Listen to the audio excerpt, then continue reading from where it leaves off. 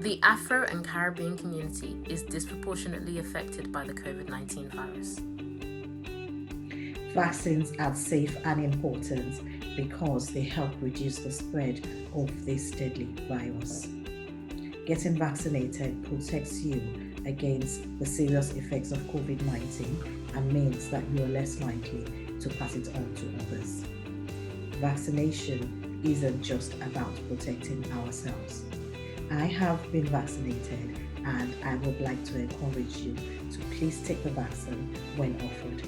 Thank you. Vaccines are very important because they teach your immune system how to protect you against diseases. It is much safer for your immune system to learn this through vaccination than by catching the diseases and attempting to treat them.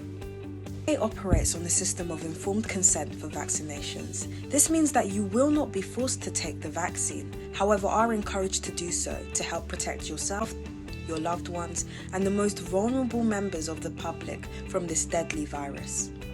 It is very important to get both doses of the vaccine. This can be done by contacting your local GP or by contacting the National Booking Service by dialing 119.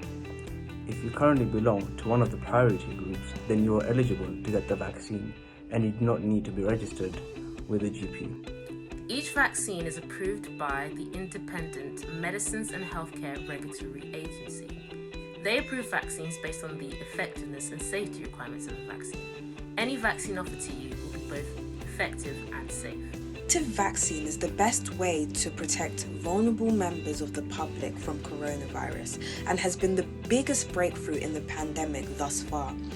Vaccines can reduce or even eradicate some diseases if enough people are vaccinated. Since vaccines were introduced, diseases such as smallpox and polio that used to kill or disable millions have been completely eradicated in the UK. I have had the COVID-19 vaccine.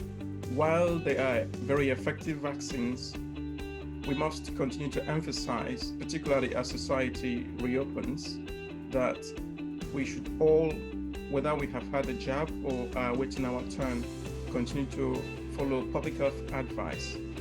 This advice is to keep our hands clean by regular hand washing with soap and water or by use of alcohol gel, to wear face masks, and to keep a safe distance of at least 3 meters away from people outside our households.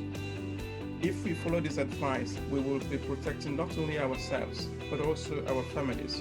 We would also be helping our communities and our government to beat a path out of this pandemic, to finally and fully reopen society and hopefully keep it that way. Thank you very much.